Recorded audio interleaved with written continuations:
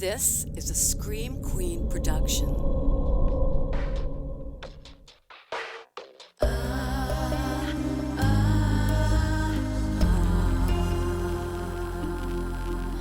I never will forget the tragic ending met the day your last sunset. So dead, so dead, so dead, so dead. Greetings, Earthlings, and happy True Crime Tuesday. Welcome to another episode of So Dead. I'm your host, Jenn Carpenter.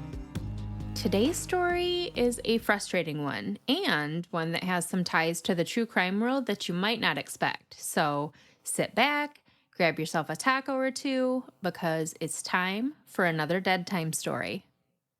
Picture it, Benton Harbor, Michigan, 2001.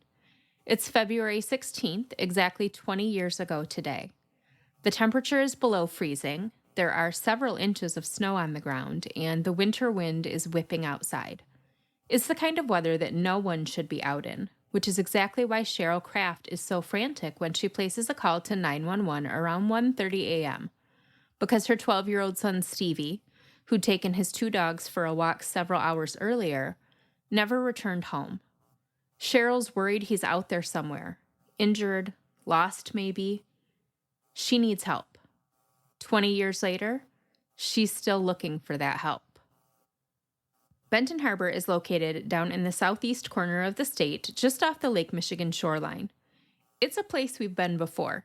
It's where our favorite long-haired baseball-playing cultist lived, which we talked about in Season 1, and it's very near where wife and mother Amy Hensley met her tragic end, which we talked about in Season 2. For such a small town, less than 10,000 people, Benton Harbor has seen more than its fair share of tragedy. In 2001, it was home to the Kraft family, Stephen Sr. and his wife Cheryl, and their two sons, 12-year-old Stevie and 6-year-old Eddie. They lived on Holly Drive, a dead-end street in the Benton Heights neighborhood that backed up to a wooded area with a creek and some ponds. It was a close-knit neighborhood. Everyone knew everyone. In fact, Stevie's older half-sister, who was married, lived just a few houses down. No one drove down Holly Drive that didn't belong there, and if a stranger did wind up in their midst, people noticed. But no one noticed a thing out of place on February 15th. February 15th was a Thursday, and the next day would be 12-year-old Stevie's first day back at Hull Elementary School following a 5-day suspension for fighting. Stevie was a well-behaved student. He'd never been in trouble before, but some asshole kid had attacked him. Stevie fought back, and they both wound up suspended, which is some bullshit. The people that knew Stevie well described him as rambunctious and adventurous. Those that knew him from school described him as an introverted kid with few friends. So seems like he was kind of one way at school and a complete other way at home with his family. As the sun set and temperatures outside took a nosedive that Thursday evening, Stevie asked his mom if he could take his dogs for a walk. She was in the kitchen making his favorite dinner, chicken with cheese and potato wedges. His little brother Eddie was his sidekick, and he would normally join Stevie for his outdoor adventures, but the 6-year-old was sick and had gone to bed early. Cheryl told Stevie he could go outside, but to stay close and to be back in time for supper. He promised her that he would. He rounded up his two dogs, 6-month-old German Shepherd Chopper and an older Shepherd Chow mix, and he headed outside. Stevie was about 5'2", roughly 100 pounds, with short brown hair and green eyes. It looks like in his most recent school photo, like he might have had an earring in his left ear, but I'm not entirely sure because the quality is kind of poor, so it might just be like pixelation, but it does look like he's got an earring. He was wearing an aqua and purple Charlotte Hornets jacket, a tan and white striped shirt, tan parachute pants. I tried to look up what parachute pants are, and I got a lot of answers. Some pictures look kind of like MC Hammer pants. Some looked just like regular old cargo pants, so I'm not real sure what that even means. But that's how it's described, tan parachute pants. And black lug boots. Not Uggs, lugs. The last person to see 12-year-old Stevie Kraft was a neighbor who spotted him playing in the field across the street from his house with his dogs at about 6:45 p.m. When he didn't return home for dinner, his parents weren't too worried. It was common for him to take the dogs for a walk and wind up at his older sister's house just down the street. So as 9:30 rolled around, Stevie's dad called down to the sister's house to tell her to send Stevie home. It was getting late and he had to get up early to go back to school the next morning. But when Stevie's sister informed him that she hadn't seen Stevie that night, panic set in instantly. Steve Sr. began knocking on doors of nearby houses. Only one neighbor recalled seeing Stevie and the dogs and said they were out at the end of the field. So Steve Sr. took a flashlight and he began searching the field. He found boot prints alongside 2 sets of dog footprints, and he tracked the prints to Harbor Haven Ministries, which was about a block from the house, and then the prints just stopped. There were 2 ponds out behind the building, but the ponds didn't appear to be disturbed at all. They were both frozen over. There was no breaks in the ice, no melted spots, no tracks down by the pond. The later and colder it got, the more difficult the search became. Stevie wasn't wearing a hat or gloves when he left the house, and if he was out there somewhere, injured and needing help, they had to find him. So at 1:30 a.m. on the 16th, nearly 7 hours after Stevie was last seen, his mom called the police, who went out to the house and took a missing persons report.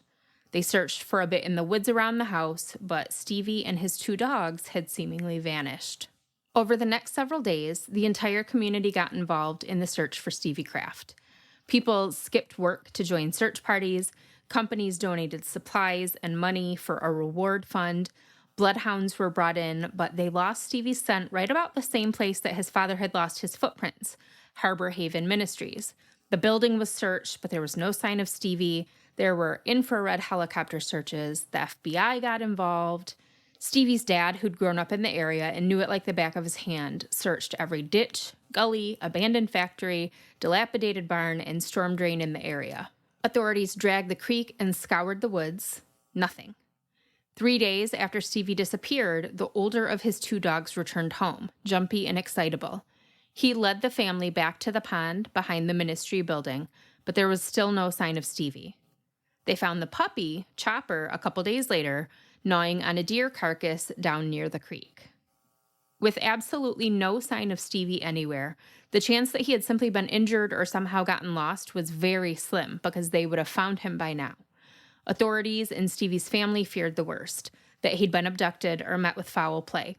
In the spring, when the ponds and the streams thawed, dive teams were sent in, but they found no trace of the boy, who'd now been missing for months. Sightings of Stevie at various places, including Midway Airport in Chicago, turned out to all be false leads. Not intentionally false, but people, his picture was everywhere. Someone would see a kid that looked like him, call it in. Police would investigate, and it was never him. Still, police refused to give up their search, and Stevie's family refused to give up. But they were running out of options. Even being featured on America's Most Wanted didn't bring in new tips, and eventually the case went cold. Until March of 2007, when a woman called in a promising tip to the Benton Harbor Police Department. Her name was Michelle McNamara, and she suggested that a man by the name of Michael Devlin might have abducted Stevie Kraft. If those names don't sound familiar, they should. Michelle McNamara was a true crime queen with a capital Q. She is best known for her work on the Golden State Killer case, which was solved in 2018. She's actually the one that coined the phrase Golden State Killer. Michelle was into true crime way before it was cool. Can relate. She was born on April 14th, 1970, and grew up in a big ol' Irish Catholic family in Oak Park, Illinois, a suburb of Chicago. Because the Michigan side of Lake Michigan is much beachier than the Illinois side, Michelle's family had a summer cabin in Michigan in Palisades Park, which, according to the internet, is a swanky private country club in the little beach town of Covert. Covert is only about 20 miles north of Benton Harbor, where Stevie Kraft lived. So when he disappeared in 2001, Michelle took notice. But Michelle McNamara's obsession with true crime began long before that. Way back in 1984, when she was just 14, a young woman was murdered in her neighborhood. The case was never solved, but Michelle's interest was piqued. After college, she moved to Los God, I can't talk today. After college, she moved to Los Angeles to become a film and TV writer. There, she met and fell in love with actor and comedian Patton Oswalt. The two were married in 2005. In 2006, Michelle launched the website True Crime Diary. She was not an investigator or part of the law enforcement community. She was just a writer that loved true crime.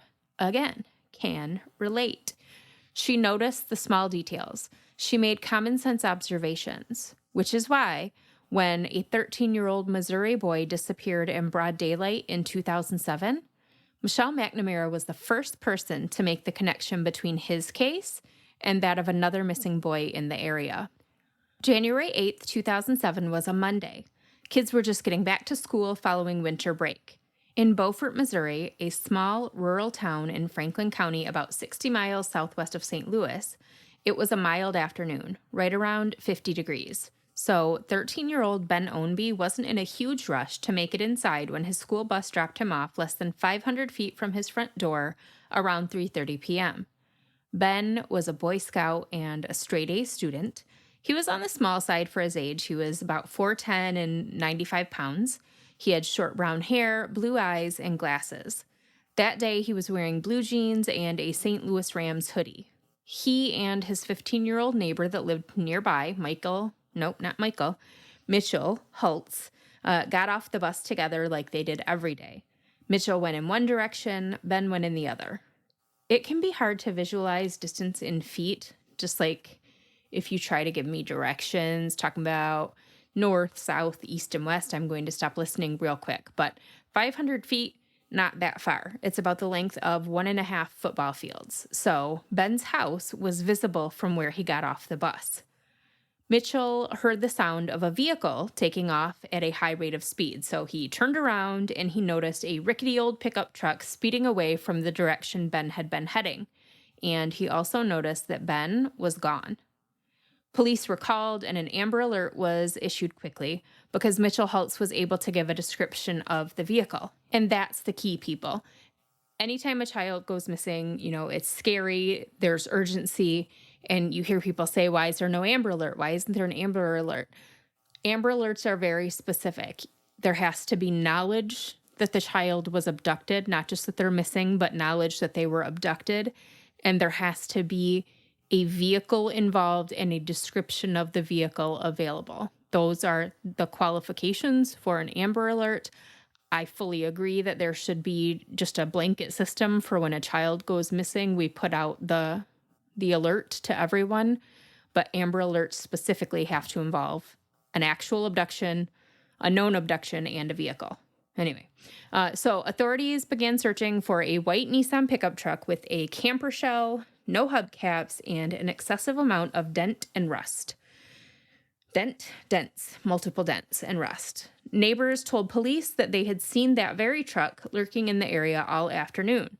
Searches in Ben's neighborhood turned up no evidence, and I mean, they wouldn't, because unlike in a lot of kidnapping cases, they knew exactly where he disappeared from. So if there were no clues in that 500 feet between the bus stop and the house, there weren't going to be any anywhere else because he went missing somewhere between point A and point B. The FBI was called in, a task force was formed, and flyers were printed by the thousands and distributed around Beaufort. I don't know if it's Beaufort or Beaufort. I'm not sure. I'm going to call it Beaufort, and the surrounding towns. The day after Ben Ownby was kidnapped, Michelle McNamara made this entry on her True Crime Diary website. One intriguing lead investigators should examine is a similar disappearance 4 years ago and 38 miles from Beaufort. She was referring to the 2002 disappearance of 11-year-old Shawn Hornbeck from Richwoods, Missouri. Richwoods is another small, rural town about 60 miles from St. Louis. October 6, 2002 was a Sunday. Shawn Hornbeck, a fifth grader at Richwoods Elementary School, who loved baseball, SpongeBob, and his PlayStation, left home around 1 p.m. on his bike to go to a friend's house. He promised his mom he'd be home by 5 o'clock, in time for dinner. But 5 o'clock rolled around and Shawn wasn't back. At 6 o'clock, his mom went to his friend's house to drag him home, and they told her that he had never shown up. So by the time she realized he was missing, He'd already been gone for 5 hours. Frantic, she started knocking on doors and making phone calls. Turns out, Shawn hadn't gone straight from home to his buddy's house like he said he was going to. Friends and neighbors saw him all over town that day, playing basketball with friends, buying candy from the grocery store. A family member of Shawn's saw him at about 4:30 riding his bike back toward home. Shawn's mother, Pamela Akers, called police just after dark to report him missing. "He's scared of the dark," she told them. "He's always home by dark." Shawn was 4'8", around 90 pounds, with short brown hair and brown eyes. He had an earring in his left ear. He was wearing an orange Astros t-shirt, not the Houston Astros, but after his little league team, the Astros, blue jeans and white Nikes. The idea that Shawn might have run away was strongly refuted by his family. Shawn was a happy kid. He was in the process of being adopted by his stepdad, Craig Akers, at the time of his disappearance. Shawn's birth father had died when he was very young, and Craig was the only father that he'd ever known. When he was 6, he actually walked his mom down the aisle and gave her away when she married Craig. He also had 2 older sisters that adored him. It was possible that he'd maybe gotten hurt while he was out riding his bike. This was a rural area with lots of creeks and marshes and abandoned mine shafts. The terrain was so treacherous that the search for Shawn had to be called off every night when it got dark. Hundreds of volunteers turned out to help search for Shawn in the following days and weeks. They scoured the woods by foot, ATV, horseback, helicopters circled overhead. Richwoods and the surrounding towns were plastered with flyers. Shawn's parents created a website for tips, and later the Shawn Hornbeck Foundation, a nonprofit dedicated to the search and rescue of abducted children. They invested every dollar they had into searches, private investigators, rewards, but nothing came of it. With no leads and no evidence, Shawn's case went cold. Over the years, his parents were occasionally taunted through their website. At 1:59 a.m. on December 1st, 2005, so over 3 years after Shawn went missing, someone by the name of Shawn Devlin posted on the website, "How long are you planning to look for your son?" 12 hours later, that same user wrote to ask if he could compose a poem for the family, but he never did. So there were definitely similarities between Shawn Hornbeck's 2002 disappearance and Ben Ombie's 2007 disappearance. The boys' physical descriptions were similar. They were close in age. Their homes were less than 45 minutes apart, and they both disappeared in the middle of the afternoon in broad daylight. Could their cases be connected? Michelle McNamara certainly seemed to think so. Her blog post suggesting the crimes were linked was posted on January 9th, 2007, the day after Ben's disappearance. That same day, flyers reached Emo's Pizza in Kirkwood, Missouri, a suburb of St. Louis about 60 miles from Ben's hometown. Owner Mike Prosperi was horrified when he realized that the truck police were looking for matched the description of a truck owned by one of his employees. An employee that had left work abruptly the day before, the day of Ben Ombie's kidnapping, saying he was sick, and he'd called in again the next day. Michael Devlin was a 41-year-old, 6'4", 300-pound bachelor who lived alone in a small one-bedroom apartment in Kirkwood. He managed the pizza shop by day and worked part-time answering phones at a local funeral home at night. He was adopted into a large family as an infant. He was one of 6 children. He had 3 brothers and 2 sisters, all of whom were also adopted. He had a good home life, big holiday celebrations, vacations at the family's summer house in Pentwater, Michigan. Pentwater is a beach town in northern Michigan on the Lake Michigan coastline. From Kirkwood, Missouri, that's about an 8-hour drive. I cannot even imagine being stuck in a car that long with 6 kids. I actually had a friend in middle school and high school whose entire family vacationed in Pentwater every summer. We're talking the whole family. Grandparents, aunts, uncles, cousins, second cousins, third cousins, all of them. When I was in 8th grade, I went with them for a week one summer, and I remember getting the worst sunburn I have ever gotten in my life, in my whole life. And one night it stormed so hard for so long, I thought our camper was going to rip apart at the seams. You could literally hear like the metal screeching and whining as the whole thing was shaking. And the next morning, I walked up to the payphone at the front of the campground to call my parents and check in. This was the longest that I'd ever been away from my family. And so I was telling my mom about the storm and how scary it was. And she was like, yeah, well, we had tornadoes all over Lansing last night. There were tornadoes just spinning away down Waverly Road. Anybody remember that? Would have been like 93, maybe 94. I don't know. Anyway, that's what I remember the most about Pentwater. But super cute beach town, I recall. My point is, Michael Devlin had a completely untraumatizing upbringing. Totally unremarkable guy in general.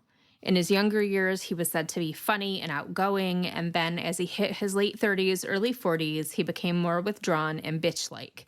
He was the guy that would call the police if anyone was parked in the wrong assigned parking spot at his apartment building. Just kind of an asshole. Michael Devlin's entire family had worked at Emo's Pizza at one point or another, and Devlin himself had worked there for 25 years. So his boss is looking at this flyer that definitely describes Michael Devlin's truck. But he's like, there's no way. I know this guy. He wouldn't abduct a kid.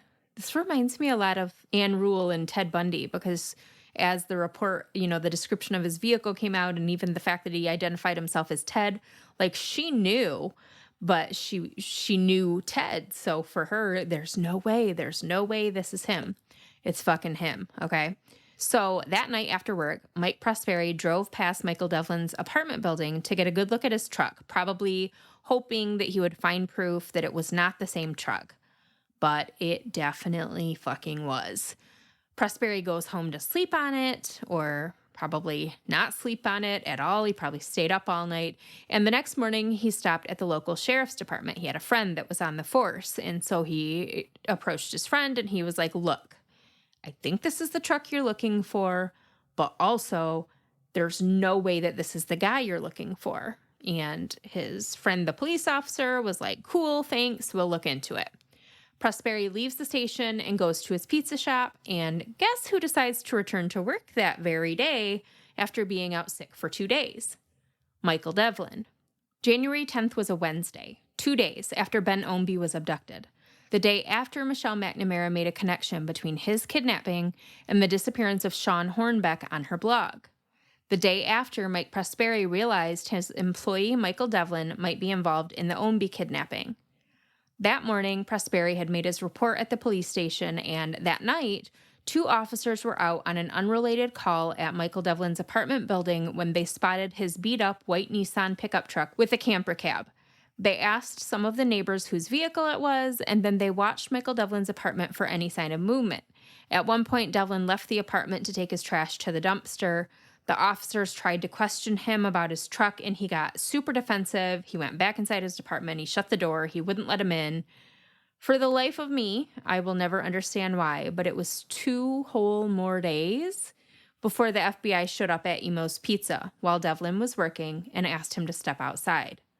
They asked for permission to search his truck, which he granted. While agents were searching the vehicle, Devlin sat in the back of the police cruiser with another agent. This agent noticed that every time Ben Ombie's name came up, Devlin visibly tensed up. Finally, they were just like, look, bruh, we matched your tire treads to the scene. We know you took the kid. And that was all it took. He started crying and he said, I'm a bad person. And he confessed. Authorities took Devlin back to his apartment where he opened the door and let them inside. What they found shocked everyone. Sitting on the couch in Devlin's dingy, filthy apartment, playing video games in front of a giant TV screen, was not one teenager, but 2. Ben Ombie, easily recognizable from the flyers and news reports, looked up at the officers and asked, "Are you going to take me home?" The other boy was older. He had dark, shaggy hair, pierced ears, and a lip ring. When officers asked him his name, his answer shocked them. I'm Shawn Hornbeck. Shawn Hornbeck, who disappeared into thin air 4.5 years earlier. Shawn Hornbeck, who officials had long ago written off as probably dead out there somewhere. Shawn Hornbeck was alive. As unbelievable as that was, the story he told authorities was even more unbelievable. The day he was taken, October 6, 2002, had started out as a good day. It was a Sunday, so he got to sleep in, he got up and ate a big breakfast, played some video games on his PlayStation, and then he got permission to ride his bike to a friend's house that afternoon. Instead of going to just one place like he was supposed to, he went to a lot of places, had a fun little adventure. As long as he was back home by 5, his parents would never know the difference. And that's what he was doing, riding his bike back toward home shortly before 5 when he noticed a truck slowly driving behind him. He felt like the truck was following him and he started to get nervous. But then the truck stopped and Shawn kept going, so he figured he was just imagining things. Except he wasn't. The truck started following him again, this time picking up speed. Shawn looked back just in time to see the truck bearing down on him. It hit his bike, tossing him and the mangled lime green hunk of aluminum into a ditch. The driver of the truck, a giant Ed Kemper-looking motherfucker, got out of the truck and ran toward Shawn, feigning concern. He asked if he was all right, and he helped him up. Then he tossed the 11-year-old over his shoulder without any effort at all, carried him back up to the road, and threw him in the bed of his truck face down. He pressed his boot into Shawn's back to hold him still, and he wrenched his arms behind him, binding them with duct tape. He then bound Shawn's ankles with duct tape and put duct tape over his mouth. This whole time, Shawn was fighting and screaming. Highway A, where Michael Devlin had attacked him, was usually a pretty busy roadway, but no cars passed when Shawn Hornbeck needed them most. Once Shawn's hands, arms, and mouth were secure, Devlin moved him to the passenger seat of the truck. He picked up Shawn's bike and threw it in the back so that there would be no evidence of what had happened. Once Devlin got into the cab with Shawn, he pointed a 9mm at him and said, "You were just at the wrong place at the wrong time." Shawn sat in shocked silence as Devlin drove the hour back to his ground-level apartment in Kirkwood. It was musty, dirty, with dishes and trash piled high, but there was a big TV and a huge collection of video games. Devlin removed the duct tape from Shawn's hands, feet, and mouth. He used rope to tie him to a dirty old futon. That first night, he raped Shawn multiple times and took obscene photos of him. Turns out the quiet Mr. Devlin had been heavy into child pornography for years. Before he went to sleep that night, Devlin put a gun to Shawn's head and said, "If you ever try to run or ever tell anyone, I'll kill you and your whole family." And he made Shawn promise that he would never try to escape. For months, that was the nightly routine. Devlin would rape Shawn repeatedly, sometimes photograph or record him, then put the gun to his head and threaten him, making Shawn promise that he would never tell, never escape. Then he would tie a rope around his waist and around Shawn so that if Shawn tried to move while Devlin was sleeping, it would wake him up. During the day, Devlin went to work just like he always had. In fact, the 2 police officers that helped break the case were some of his best customers at Emo's Pizza. For the first month or so, Devlin would leave Shawn tied to the futon while he was at work. He would return home every day for lunch to feed Shawn and let him use the restroom. Eventually, that routine grew tiresome, and he decided that he'd worn Shawn down enough that he probably didn't have to tie him up anymore. So one day, he left him free to roam while he was at work. When he returned home, he was shocked to see Shawn just sitting on the couch playing video games. He was also furious. Part of the excitement for Devlin was that he was holding Shawn captive. But if Shawn wasn't going to try to escape when he had the chance, where was the fun in that? He'd spent so much time trying to break Shawn's spirit, he hadn't given any thought to how he would feel when it actually happened. In an attempt to liven things up, the sick bastard pulled a gun and held it to Shawn's head. Not even a flinch, which angered him more. He didn't want a docile captive, he wanted someone who feared him. He decided he no longer had a use for Shawn if Shawn wasn't going to fight anymore. So he forced Shawn into his truck at gunpoint and drove him out to the country. He bound his hands and mouth with duct tape, picked him up by the neck, and began to strangle him. As Shawn started to lose consciousness, he got the reaction he wanted, finally. He saw the fear in the child's eyes. Shawn begged him not to kill him and promised him once again that he would never run and never tell. So Devlin let him live. But things had to change. He was keeping a kidnap victim in an apartment complex that other people lived in. It wasn't like they were out in the middle of nowhere. Trying to keep Shawn hidden was exhausting. So he decided that they needed a story. They would live as father and son in the public eye. And that's what they did. Shawn began going by the name Shawn Devlin. He and Devlin went grocery shopping together. Shawn was allowed to ride a bike and skateboard. He even made friends. His best friend was a boy named Tony Douglas who lived next door. He would have sleepovers at Tony's house, go out to dinner and the movies with him and his family. They never suspected that anything was amiss. Except for one time when Shawn was over at their house hanging out and a news report came on the TV about Shawn Hornbeck. Tony's sister Kelly was shocked by the resemblance. She asked Shawn, is this you? And he just laughed it off. How ridiculous, right? On one occasion, Shawn was picked up by police who found him riding his bike after curfew. He gave his name as Shawn Devlin and the apartment in Kirkwood as his home address, so the police took him straight back to his abductor.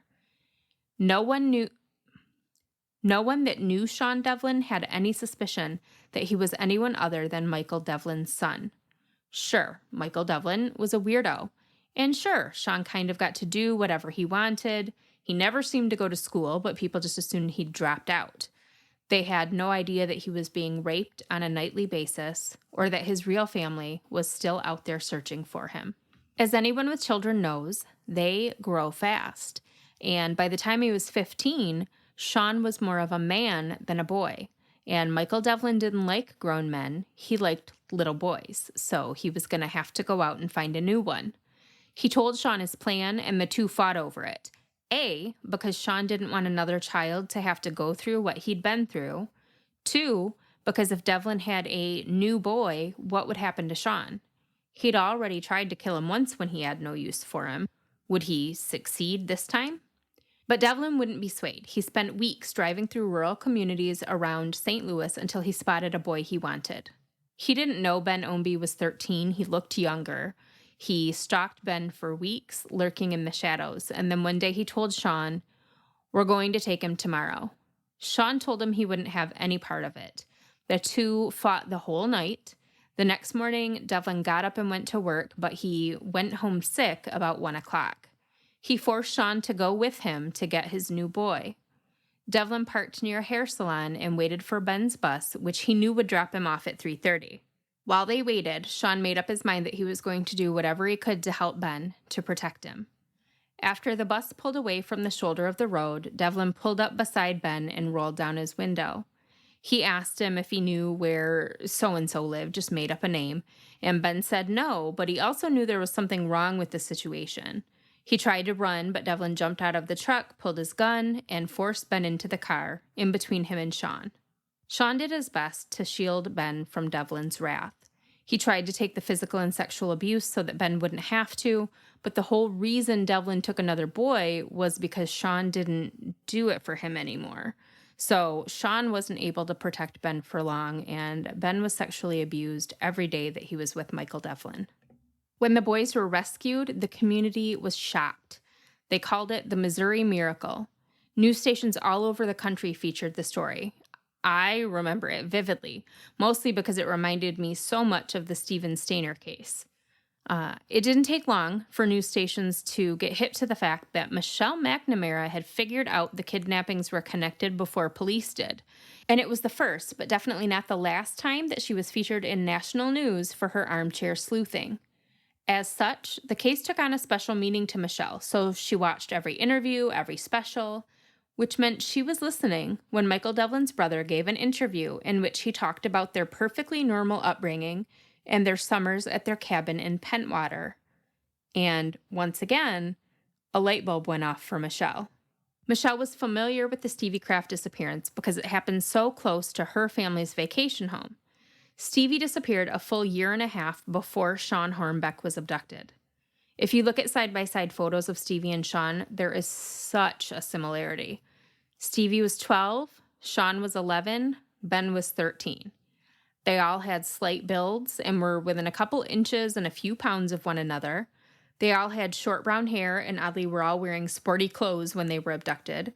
They all disappeared without a trace near their homes in rural areas.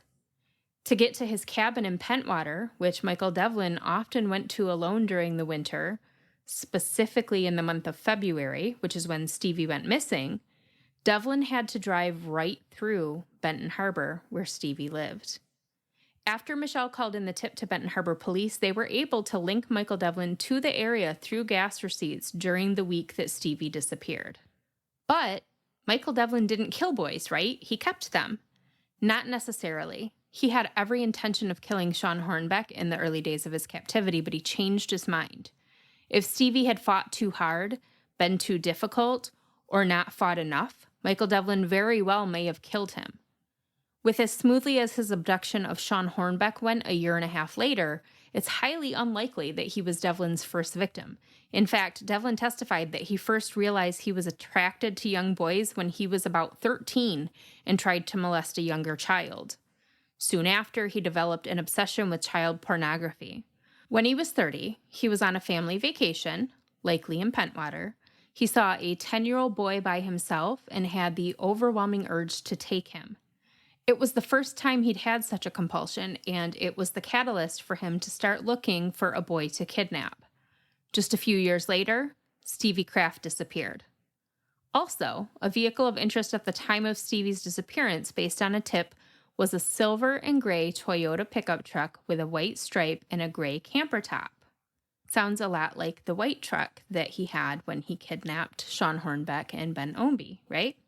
At one point, Devlin was named the top suspect in Stevie's case, but he never admitted to it, and no definitive evidence has been found, so Stevie's disappearance remains unsolved.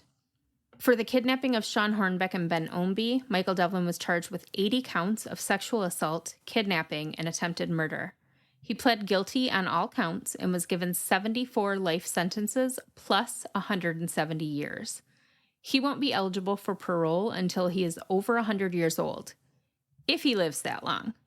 In 2011, another inmate attacked him with an ice pick during breakfast, stabbing him several times. The inmate, Troy Fenton, said he was trying to kill Devlin because the nature of Devlin's crimes repulsed him. Unfortunately, Michael Devlin survived the incident. As of 2019, he continues to be a suspect in the unsolved cases of at least 5 other missing boys, including Stevie Kraft from Benton Harbor, Michigan. At the time of this recording, Michael Devlin is housed at the Western Missouri Correction Center, and he is 55 years old. Ben Omby and Shawn Hornbeck were both returned to their families. Ben after 4 days, Shawn after 4 years. I couldn't find a lot of current news on either of the boys. Maybe my Google is broken, or maybe my brain is. Probably that last one. But I figure if I really have to dig that hard for info on what they're doing now in 2021, maybe it's because they want their privacy. They definitely deserve it, so I'll just leave it at this.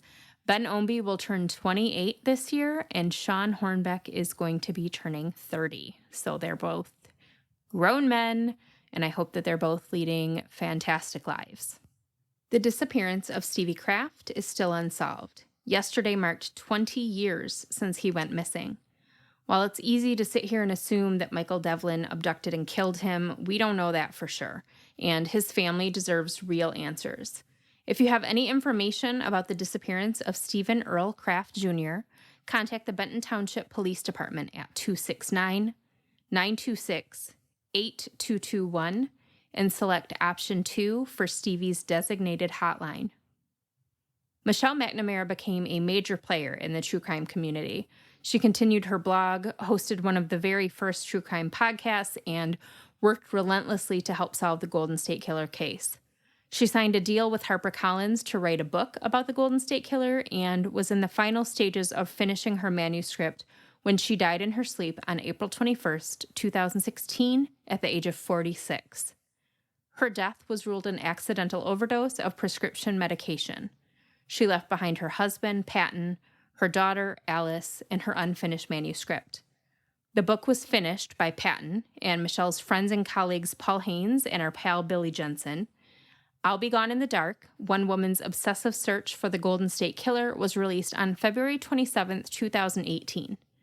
Less than 2 months later, the Golden State Killer case was solved. Michelle remains an inspiration to armchair detectives and true crime podcasters everywhere, myself included. Maybe myself especially. My main sources for today's episode were the website True Crime Diary, lots and lots and lots and lots of old newspaper articles that I found on newspapers.com, and a new podcast I found. Well, it's not new, but it's new to me. It's called Crime Binge. You can find a full list of my resources on the page for this episode on the So Dead website. All right, now let's talk for a bit. We didn't get to do this last episode because that one was so super long. So today I've got a few things for you. First, I want to give a shout out to everyone that's left a review for So Dead recently on either Apple Podcasts or the So Dead Facebook page. Reviews are so important as they help with rankings and visibility. Plus, they just make me feel good. They give me the warm and fuzzies.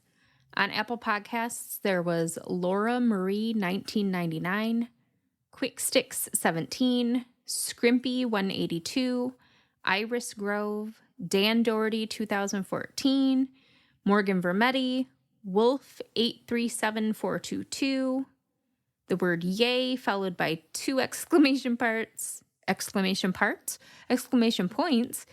smiley faces and 4 hearts, Simply Me Dutch, Brandy H, Robert's Coffee, Tambam 511, Mrs. Mule Lover, SMJ 1976, Gilmore Girl ATX, and Cora Ray 524.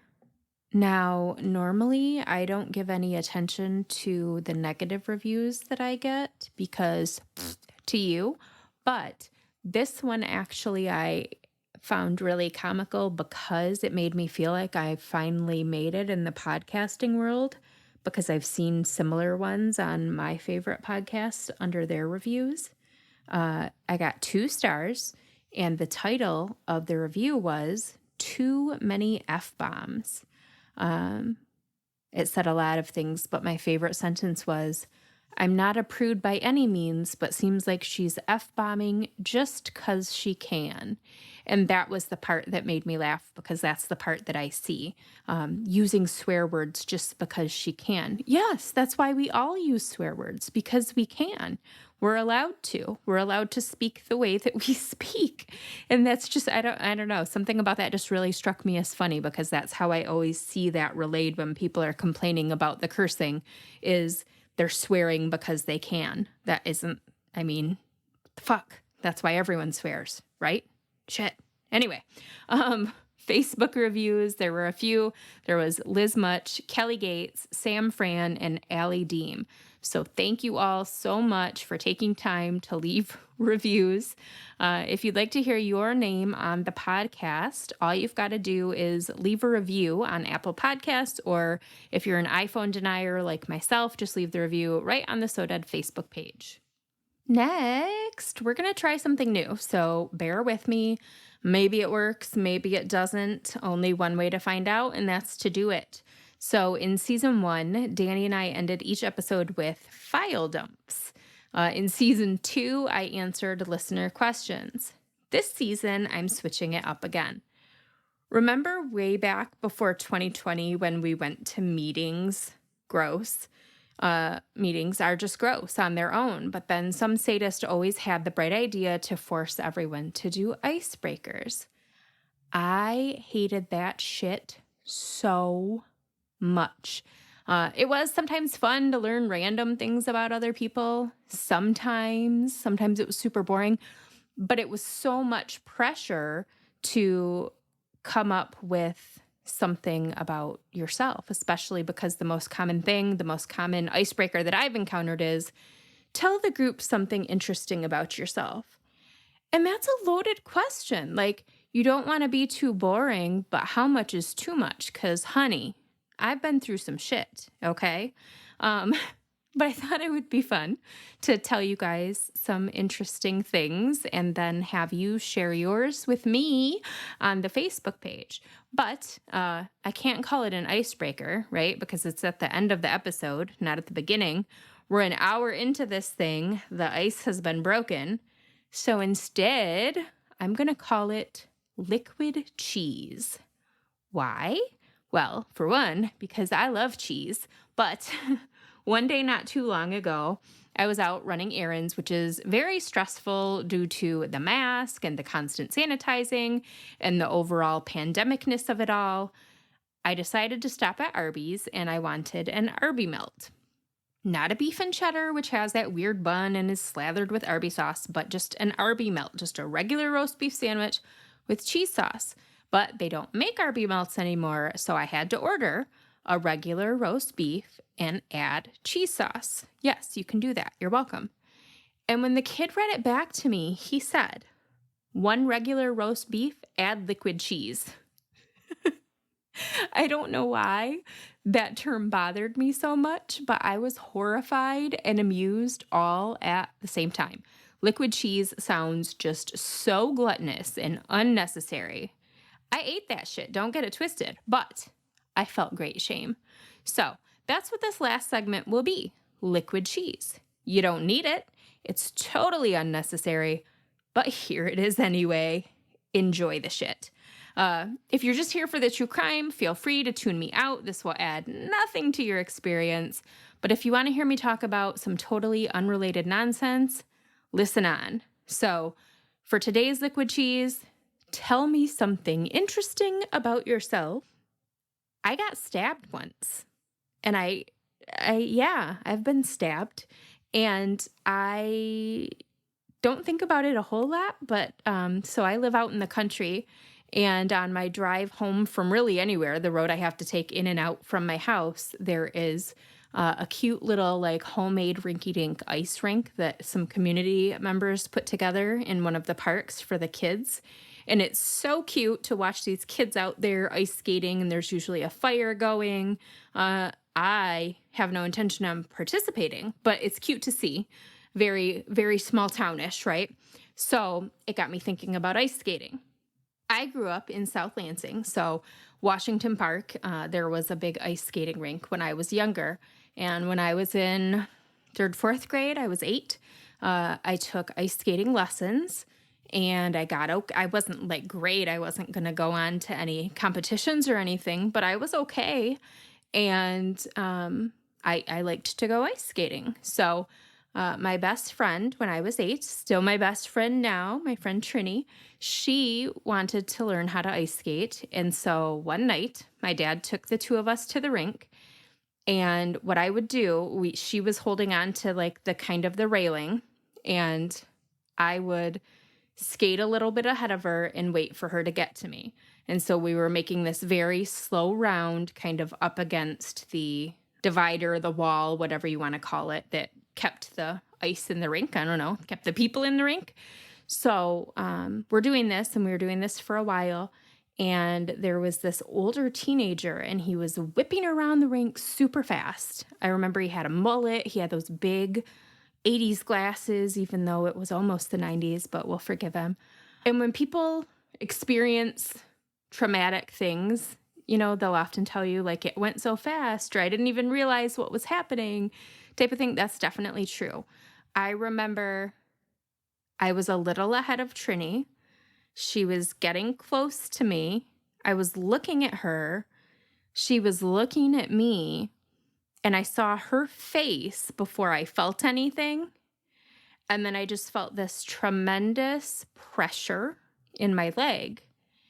And I looked down, and this teenage kid that had been whipping around with the mullet and the big giant glasses was apologizing. He was saying, "I'm so sorry, I'm so sorry."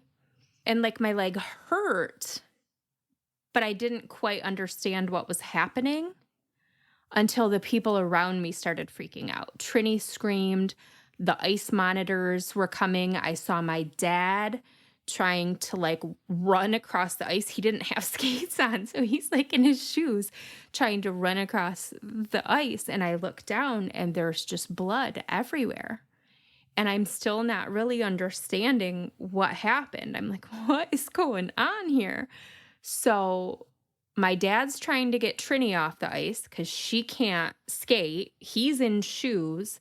One of the ice monitor people, I don't know what the hell they're called, scoops me up and is skating with me off the ice as someone else is like questioning this kid and talking to him.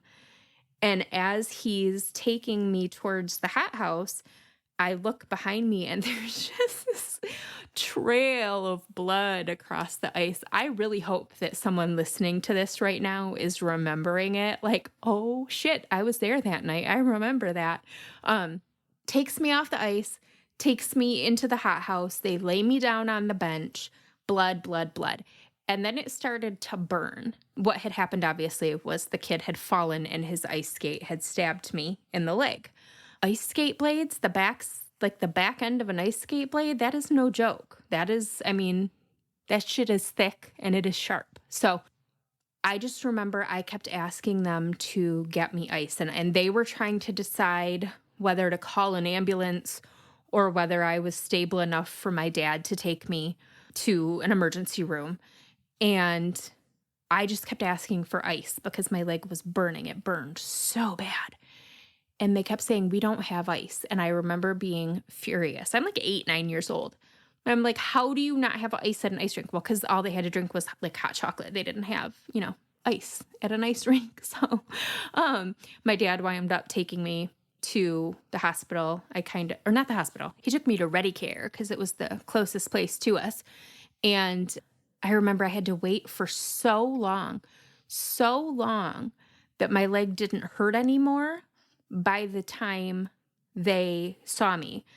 I kind of remember the car ride. We had to like drop Trini off first. I think we went and dropped her off at home before they took me to Ready Care. I don't think I was losing I don't think I was passing out, but I was in a way kind of losing consciousness because the whole thing kind of goes in and out of fussiness. And poor Trini was so traumatized. She's still traumatized. Sorry, Trini. But so my parents take me to Ready Care. I had to wait for such a long time that my leg didn't even hurt anymore. This whole time, I'm still wearing all my snow pants, right? Because it's winter, it's cold. So I've got on like 12 layers of clothes. We haven't even seen what my leg looks like yet. There was a man there that had cut off part of his thumb or cut his hand really bad. And so he and I were kindred bloody spirits sitting there waiting forever for our turn to be seen. I remember him saying something to me, kind of like, what are you in for? type of thing. Whatever. I don't know. Anyway, it's weird the things you remember from traumatic experiences like that. So they take me back. They get off all these layers of clothes, and the doctor was like horrified. He said that because my leg was so small and the back of this ice skate was so thick and so sharp and hit me with such force that it actually looked like a gunshot wound. And that if I had been, again, I had on sweatpants, long johns, like 3 pair of socks, my skates, all these layers between my skin and where the ice skate entered. And he said that if I had been probably wearing even one less layer than I had on, that it would have shattered the bone. So thank you, Mom, for making me wear all of those clothes. So I know what it feels like to be stabbed. Yes, it was an accident. It wasn't a vicious thing, but I definitely got the shit stabbed out of my leg with an ice skate when I was 8. So tell me yours. I'm going to make a post today on the So Dead Facebook discussion group, asking you to tell me your weirdest injuries for this episode's liquid cheese. I don't know. Is that weird? I think this is all weird. Anyway, what else? Big changes to the podcast in 2021. You've probably noticed them already. So new logo from my pal, local artist Steve Jenks, who owns Scream Prints. His work is amazing and I love it. So you should check out his website, buy some of his work. His website is screamprints.com. My new theme song, do you love it? I love it. It's from a Michigan musician. She does business under Susan Marie Podcast Services. I don't believe she has a website. I'll have her correct me if I'm wrong. But if you find yourself in need of any kind of podcast services and you want to support a woman from Michigan, feel free to reach out and I will shoot you her contact info. The schedule for this year, I want to talk about that real quick. So we're back. We're doing episodes every other week through April. I'll take the month of May off for my spring break. I'll take the month of August off for my summer break. And then the season will end in November as they always do. Patreon, I've made some changes to the So Dead Patreon page. For those of you that are already patrons, thank you. I love you eternally. For those of you wondering what this Patreon thing is, I'm always talking about, Patreon is a platform for creators to connect with their fans on kind of a subscription basis. There are different pledge amounts, different benefits, and now there's an option to pay for a yearly subscription all at once and save a little bit of money. So when I say So Dead is free, that's actually not true. It's free to you, but it costs me quite a chunk of change. Not to mention the majority of my free time and my sanity. So I appreciate so much the help offsetting some of the costs. We're all in this together, right? So I want to tell you a little bit about the different tiers and benefits that are available right now. My $5 a month patrons are called Deadheads. They get early ad-free access to all episodes. Ad-free sounds silly to say. I don't do ads. It's in the works. So I'm not going to be annoying with them. I'm not going to load the podcast with them, but there are going to be some ads added at some point to the show. Patrons will have access to ad-free. The episodes will be released to patrons at least 2 days early, sometimes much earlier if I'm feeling excited and wanting to get it out there sooner. The $5 patrons get one bonus episode a month, a monthly shout out on all of my social media pages, my Facebook, Twitter, and Instagram, an entry into a monthly giveaway. I'm always mailing out random shit. And anytime I have big news to announce, new projects, big changes, anything like that, the patrons always hear it first. So $10 a month patrons are called Weirdos. Weirdos get all of the benefits that the Deadheads get, plus a handwritten note and a So Dead sticker from yours truly. Random mailings throughout the year. So I send like Valentine cards, Christmas cards, postcards sometimes just because you never know when something's going to show up in the mail. And who doesn't love mail that's not a bill or junk mail? Weirdos also get a one-time code for 20% off a purchase on the Dead Time Stories website. All of your purchases from Dead Time Stories can be shipped or picked up. And if you're local to Lansing and you want to come in and make your purchase in person and get that 20% off, just tell me and we can do it. It's not a big deal. $25 a month patrons are called Super Freaks. Super Freaks get all the same benefits as Deadheads and Weirdos, plus a So Dead swag bag full of random merch and goodies, as well as the opportunity to choose a topic for a future So Dead episode, which will include a shout out during said episode. Which reminds me, there are a couple of you who haven't picked your episode topic yet. Get that sent to me. Anyway, that's the gist of the whole Patreon thing. So if you're interested, you can check it out at patreon.com/So Dead Podcast. I think that's it for today. Thank you for coming to my Dead Talk. Please be sure to rate, review, and subscribe to So Dead wherever you listen. And make sure you're following So Dead on Facebook, Instagram, and Twitter. There's also a So Dead podcast discussion group on Facebook that's a lot of fun. It's a little different, little less profesh than just the standard Facebook page. So a new episode is coming your way in a couple of weeks. Until then, stay safe, stay sane, and keep shining, you magnificent what the fucks.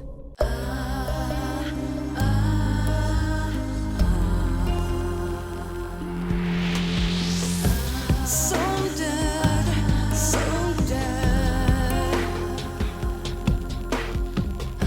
So